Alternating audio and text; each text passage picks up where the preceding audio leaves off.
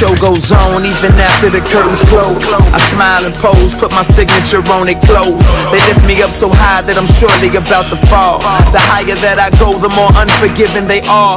No grace and no exceptions, all they want is perfection. The man in the mirror can't even see his reflection. You live for their acceptance, you die from their rejection.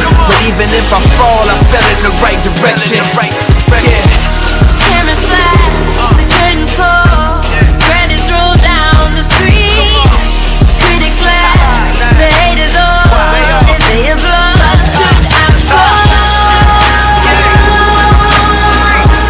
I'm still free from it all, it all. Hey, what's up, everyone? So, a cliche phrase that I often hear is, I'm not perfect. And the reason why I believe that is cliche is because this is just my subjective opinion, but I feel like a lot of people tend to use this in a fashion to kind of like, just, I don't even really know how to explain it at the moment, but it's like, it's kind of something they just throw in, like even when they are trying their best, and not even a sincere way, but like trying to like put on the image of perfection. It's like, it's almost like saying that is admitting and saying that you're not perfect is part of their agenda of appearing more perfect. If that makes sense. You know, like, oh, a perfect person would say that they are not perfect, so this is like part of their checklist. Anyway, that is just something that I like thought about, and I feel like another, like, you know, a Christian version of that, which can often go both ways, you know, and I guess I'm not perfect can also go both ways as well, like, you know, but a lot of people, and I made a video about this a few years ago, a lot of Christians, they like to say things like, God's not done with me yet, and I made the joke in the video that, well, technically, according to Christian theology, God won't be done with you until the day that you die. So,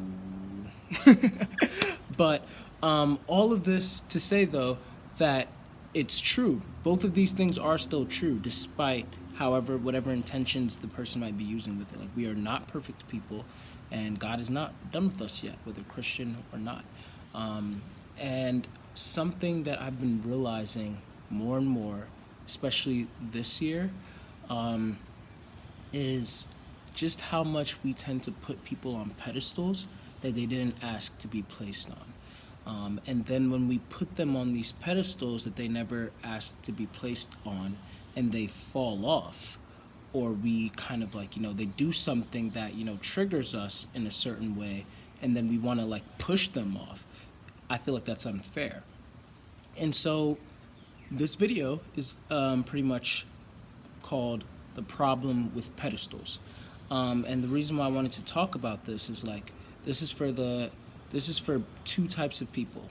The people who feel like they are already placed on pedestals that they never asked to be placed upon, and this is giving them, you know, like, hopefully this is like a voice for you guys to be able to relate to and be able to be like, oh my gosh, yes, I get that, and that's exactly how I feel. Maybe you can show it to someone who has placed you on that, or, you know, this can give you some type of language or some type of encouragement to be able to go and speak to that person, allow yourself to be able to step down from that pedestal. This can give you like that permission to be able to go and do that. And then the second type of person this is for the people who have placed other people on those pedestals, whether it be an idol or whether it be like, you know, a celebrity, whoever it might be, someone in your like church, you know, or just, you know, someone at your school, your family member, whoever it might be. I think that these are two important types of people, and sometimes you can even be both. Like, some of us who are on pedestals, we might also place other people on pedestals, and this could be a good opportunity for us to like look at ourselves and be like, wait, I don't really like being here, so I wonder how they feel about being here. So the problem with pedestals, in short, is that once we place people on pedestals that they never asked to be on, then lo and behold, we have a problem where now when someone is just human and probably does something, which I kind of alluded to a video about this, a few years ago as well. Our heroes are human. This is taking on a little different twist, but it's kind of like the same thing. Like when we do something that's just human, then it seems like we don't really have forgiveness or mercy for those people. We give them the, whoa, I expected more from you, And sometimes it's like, it's not bad that we expect more from certain people, but I think it's bad if they did not live up to that expectation, we kind of punish them for it. Now, this isn't to say that in all situations we should never, cancel someone, I guess, or like we should never speak out against a certain issue and things like that. But I think that we should be slower to banish certain people. We should be slower to even place someone on a pedestal to begin with. That, like, if we all take the time right now to think of people who we have placed in our minds as someone who's like, great, marvelous, whatever, very intellectual, very morally upright, all of that. Even the most morally upright of people still do wrong. I'm always thinking about King David from the Bible, who was known as the man after God's own heart. And for those of you who are not familiar with the story, like, God himself called him the man after God's own heart. Yet this man freaking saw a woman as he was taking a shower. He was just out on top of his roof, and he sees a woman. Her name is Bathsheba. She's coincidentally bathing on the roof, and he sees her. He lusts after her. He arranges for her to come sleep with him. He ends up getting her pregnant, and then her husband was out at war for him. So he's like, yo, let me bring Uriah, the husband, back home and get him to, sleep with his wife.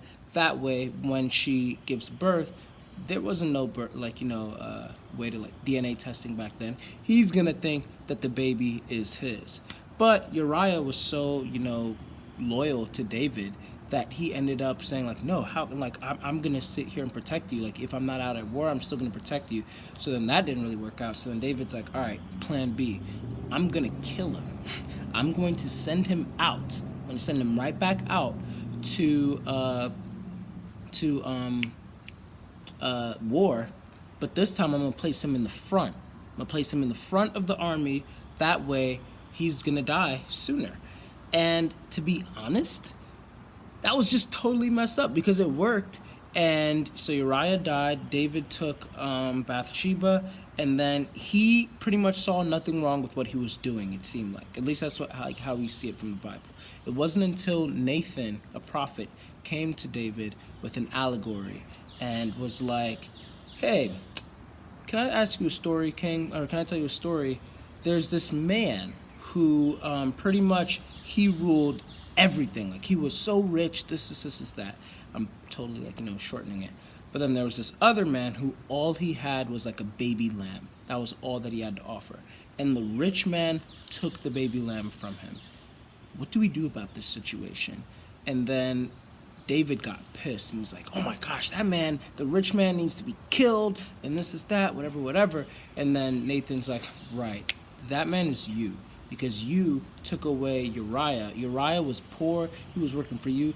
This was his only gift in the world, and you took her from him. You got mad wives already, and harlots, whatever, but you still took this from him and all that. And then David's like, oh my goodness. He breaks down, he's fasting about it, he apologizes to God and all of that, but then still, there was punishment. But all of that to say, though, that after all of what happened, God still referred to David as the man after his own heart. And it's like, what? A lot of us have never done anything nearly as bad as David was doing. But one thing that David did that just really pleased God was, like, David was always repentant. He was always, trying to be better. And he understood that, yeah, I'm imperfect, I do wrong, but at the end of the day, my heart's intention, God can vouch for me himself, I am always trying to be better. I'm always trying to do better, you know? So I feel like that, if that's what God is looking at, your heart's intention, not the behavior, but your heart's intention, although we're man and we're unable to really focus on that, I feel like we could really learn something from that anyway. Like, that's the ideal model of what we should be focusing on. We should be trying to focus more on people's intentions rather than the actions. Now, a lot of times when we've calibrated the intentions pretty well, the actions will follow through pretty well as also. But still, being human, it's kind of hard to find that calibration because we still make mistakes, sometimes repeatedly, you know? And so this is why, you know, I feel like no human is worth being placed upon a pedestal that is so high, that is so strong, that once they've slipped off of it, we now like are unforgiving towards them. And so I guess using myself as an example, I know that in the most modest way, I know that a lot of people look up to me. And I know that, you know, even back when I was younger, my younger sister, INFP, she's 4 years younger than I am. I always heard from other people, my friends, that she just, and we just talked on the phone yesterday too, and I still see it, like she has such an admiration for me. One day, even when we went to Ghana in 2018 for Christmas, we were just talking, and we were talking actually about my father, who coincidentally we had also placed on a pedestal at the time. And he made a mistake one day, and then we were just like, yo, you know, but that brought up a conversation where pretty much we started addressing, like, yeah, I guess, like, I mean, it wasn't like that crazy of a mistake. He just kind of like missed a cue, like a social cue that we use. Like, you're really usually good at those. He's an ENFJ, 7 wing 6, but yeah, social 7 at that. So like very acutely aware of things. But we were like, yo, how did you miss that? And all of that. And it's like, had a whole conversation, and it really got to my younger sister when that happened. But from there, it went into a conversation about like how, like, you know, after we gotten over it, then we're like, yeah, Dad, we just see you like so great and this, that. And so like, yada, yada, yada. And he was like, yo, like, I really like that, but y'all probably shouldn't see me so highly. Like, it's not a problem to model after me, but also know that I'm still prone to flaw, you know? And when I do fall, then I don't want it to be that I'm up so high that when I fall down, I just shatter so much into pieces that will be, that you'll be incapable, I'll be incapable of like bringing back together, you know? And that really like rocked us. And then it turned into a conversation of Dante, my younger sister, telling me how like she sees me the same way. And I'd always been like hearing this, you know, like people told me like, yo, you know how much your younger sister like admires you? Like sometimes she's told me, like several people like told me, and it's so funny, Dante, you're watching this, like, hey, what's up, sis? Love you. But like they told me over the years, like, yeah, sometimes she's like afraid to like come talk to you because like you're so like perfect in her eyes. And I'm like, what? Like I got cats on Twitter who will tell you how imperfect I am. You know, and it's just like, it's like it's not that I'm proud of it, but it's like, wow, if I present my flaws, would she have lifted me up so high that now if I present these shortcomings of this ideal that she's built of me, will she now see me in a way that she can't forgive me if I mess up, you know? Will she now lose all respect for me? Stuff like that. And to be honest, that like really scared me. But it made me think about how I really don't want to continue to rise up on that pedestal. I always want to be seen for who I am, not for how I can be, you know? And so because I always want to be seen for my heart's intention, being seen for my heart's intention will allow even my outer actions to be understood when they might look wrong. There's a Bible verse that says, be so blameless, pretty much, that even if people were to hear of bad testimony about you, they'd be like, nah, not him or not her, you know?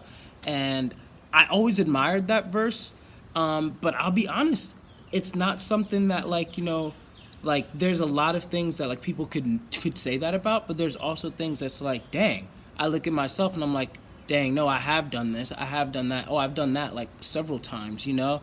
And it's just clear indication I'm not perfect. And again, I start to think about, like, how many other people are just not perfect. Everyone, you know, but, like, how many people do we place up on a pedestal as if they are perfect, and then we just allow them to crash down and we don't forgive them for the things that they've done? I want to take this opportunity right now to say the cliche thing that I am not perfect. Other cliche thing, God is still working on me. So therefore, if anyone has placed me on a pedestal, if anyone thinks that I even view myself as someone who's incapable of flaw, who just looks down upon everyone else like, ha ha ha, I'm so this, and everyone else is just peasants, and no, trust me. You know, there's a whole bunch of, like, non-believers even who they tend to think that Christians are all like that, you know, and they just look down, and there are a ton of Christians who are like that. But let me let you know, I am not one of them. I will let you know right now that I literally, even this shirt, I did not plan to wear this, but it fits in perfectly. I am evidence of God's grace, which goes in line with the idea that I'm literally a sinner is just a saint is just a sinner who fell down and got back up. I heard the quote one time that said, well, I didn't really hear the quote, but it's a rendition of a Bible verse in Isaiah, which pretty much the Bible verse says that the righteous fall down 7 times, get back up 7 times, but the wicked fall and stay down. It's not about how many times that you fall. God isn't looking at how many times you fall. God is looking at how many times that you get back up. A struggling Christian is not a hypocritical Christian. A Christian who has stopped struggling is a hypocritical Christian in a way. That means, like, you know, you're no longer fighting, you know? And this isn't just for Christians, but I'm just using a lot of Christian terms because, I mean, I'm a Christian, and then also, like, I see this a lot in the Christian thing. But, like, this is for, like, anyone, you know? Like, when we focus so much on looking good, and when we focus so much on other people looking good, we miss the point. We miss what's really in here. Us looking good is only supposed to be a fruit of what we have built in here. And so when I think about all of this, then again, I just see myself and I'm like, man, there's so many things that I've done wrong. I've talked about it also in my video. Sorry about this weird lighting outside, but all right, we'll go with this. So I talked about this as well in my video, apologizing on the behalf of wicked men. And there's so many things that I'm not necessarily proud of. And it's just true. Like, there's things that I've done that I'm not proud of. And I'm sure there's also going to continue to be things that I will do that I'm not proud of. But one thing that I can say for sure is that God being my witness, if I were to be in front of heaven's gates right now, Jesus having to vouch for me to God the Father to allow me in, my man's Denzel over here, he is not perfect. In fact, he's far from it. He's done many mistakes, and he's done many intentional things as well. I'm not going to even hold you. However, one thing that I know for sure is that he really tries. He really has a heart that wants to do right. He really wants to live and be seen, not just be seen, but like in both private and in public as the person that you, God, want him to be.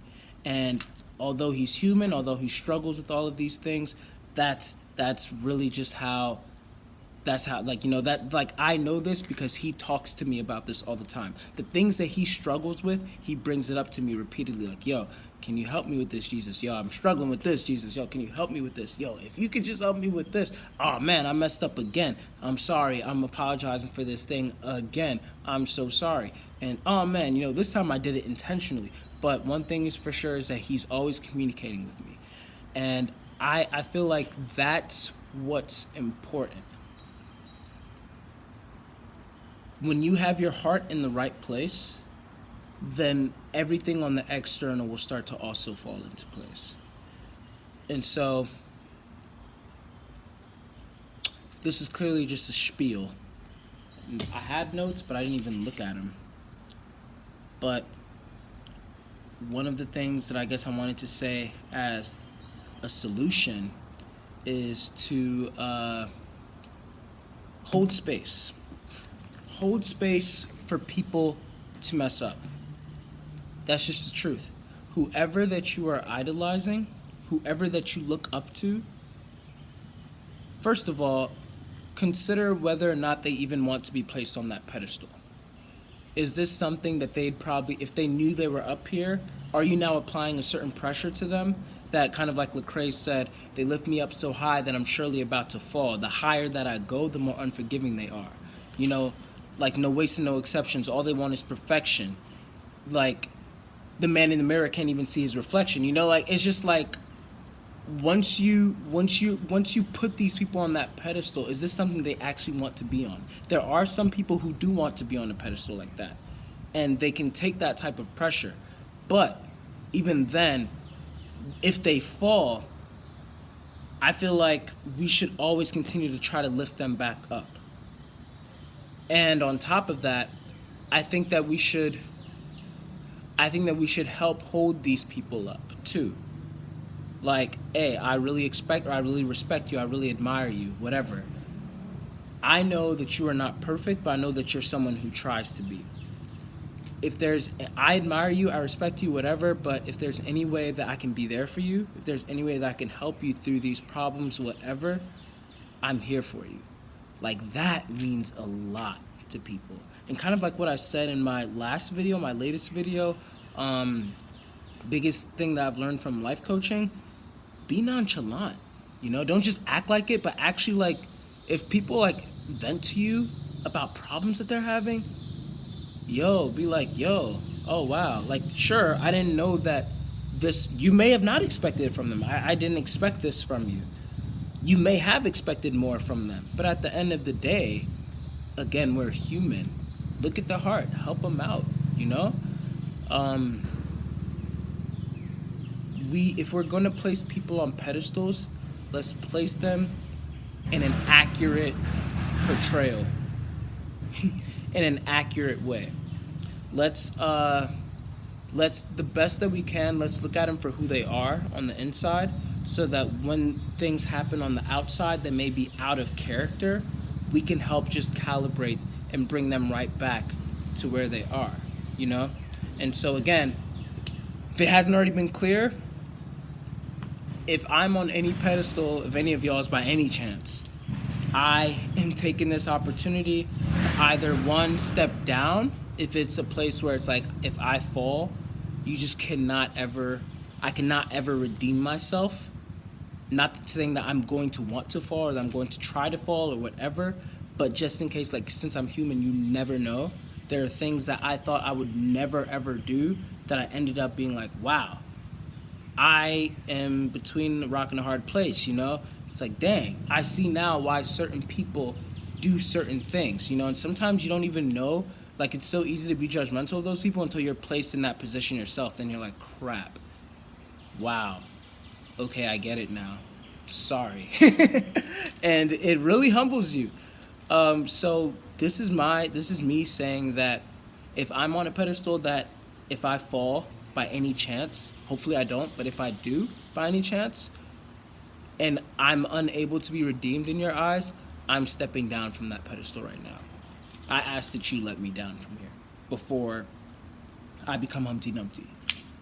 But if I'm on a realistic pedestal where you see me for who I am, you've gotten to know me, you see my heart, you believe that I have the best and purest of intentions, and I'm trying my best to be the same person on the outside and on the inside, and that is something that I'm continuously going to like keep on working toward. And I'm not above reproach. I'm always open to the constructive criticism, you know, stuff like that. And you're willing to be there and help me, but also encourage me in that sense.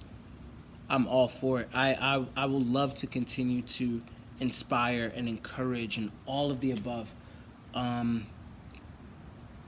But as you look at me, just as like everybody else, just be careful with how high of a pedestal that you place these people on. And try not to place them in a spot where it's just unforgivable if they do mess up. I feel like that's pretty much like all I have to say. So thanks for watching, thanks for listening, and leave comments, questions, concerns, all of that. Let's have a conversation about it. I'm done. So what do we do with artists when they disappoint us on those type of levels? I don't really know the answer. I mean, what we currently do is nothing. We currently, like, we talk about it, there's an outrage, and then a hit can fix that. Yeah. You know what I mean? Or like, that's what we currently do. You can speak about it. Do you stop supporting me? That's the problem. There's always gonna be, not always, because I feel like, you know, 1,000 years from now, there won't even be celebrities. I just feel like until that day comes, there's always gonna be people who believe in this person so much, which is the root problem to me. False prophets. Myself included. It's a brilliant You can't song. believe in me. Like, because you don't know me. Even though somebody like me who put so much into this, you still don't know me. I could be lying. Everything I say could be a lie. I could be the greatest. You could go punch some old lady in the face on the walkout. I could be the terrible person. Yeah. But if I know how to spin it right, then what do you do? Right. But yet you putting your faith in me, and guess what? This is the problem, even the more underlying problem, because I've been in that seat too. The only type of person that puts that level of belief and faith in a person, a celebrity, because there's people out there that like don't care. You know what I mean? They just treat it like, oh, it's just entertainment. I'm not going to these people for like life advice or like whatever. Right. You know what I mean? There are people out there. I feel like the only type of person that does that, because I was in that seat, is an unhealthy person. And I don't mean that judgment like, oh, you're unhealthy. No, somebody like me when I was a kid, like there's holes here. There's like insecurity issues. There's trauma from here. There's boom, boom. And it's like having believing in, it's a real life superhero. With Batman or Superman or even Black Panther now, it's like, I know they fake. It's one thing to believe in them, you know what I mean, and like root for them, but I know they fake. I know that Jay-Z is real. Because he just came to North Carolina and did a show. I couldn't afford the ticket, but I know he was in that building. Yeah. He's real. Yeah. So it takes somebody who's vulnerable and like broken and gives them a way to like plug that hole. Even there's kids that like love me, love my music, and it's like to them I represent something more than just the music. What do you say to them? I say to them that like, I don't want that to be the case.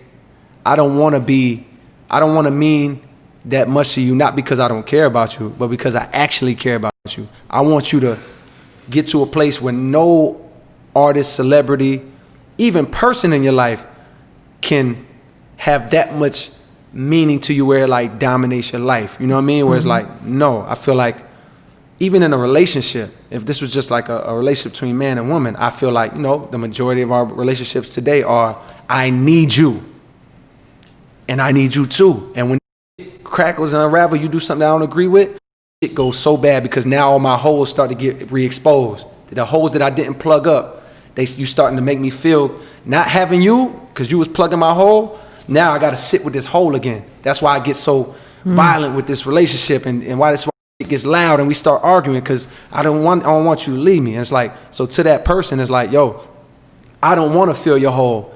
Not because, you know, I don't care about you. It's not like I want you to go fill your hole with something else. I want you to fill your hole. Don't let Kendrick go fill your hole either. Yeah, exactly. But not because he's not great, but because you should fill this hole through like, I get it. Through like self-love and like like building yourself back up. You know what I mean? Which is something that like we all got to work. I'm not sitting here like, man, I built myself up and here I go here to tell you how it works. No, I'm still building. You know what I mean? And like, I'm better than I was 3 years ago. Yeah. But I want to be better than I am right now. 3 years from now and 30 years from now. Well, that's how you serve, right? You serve by not being the prophet, but you serve by, well, you kind of are a prophet, sorry, but you serve by living your truth, right? And sharing your truth. Right. because then that gives them information. That's real. So even if they don't do it exactly how you do it or exactly how you say it, you give them the information on how you do it, and then that's an honest way to, you know what I mean, to deliver. I can stand behind that. Yeah. Confidently, and say that, yo, I didn't mislead you. I didn't manipulate you. I'm getting something out of this deal. This is capitalism. I'm selling music, boom, boom. But I know for a fact that the words that I'm speaking to you, when I speak, I know it. It's resonating right now when I talk. It's like, oh, I'm speaking to you my truth. Like, I'm not doing this to harm you, to mislead you, to boost myself up. It's because you just told me earlier, Cole, you gotta do more interviews. And people be telling me that. I'm like, okay. All right. And then when I do them, I realize, like, okay, this interview might help somebody. Somebody might be like, damn, I didn't realize that that's what I was doing. Boom. And there we go.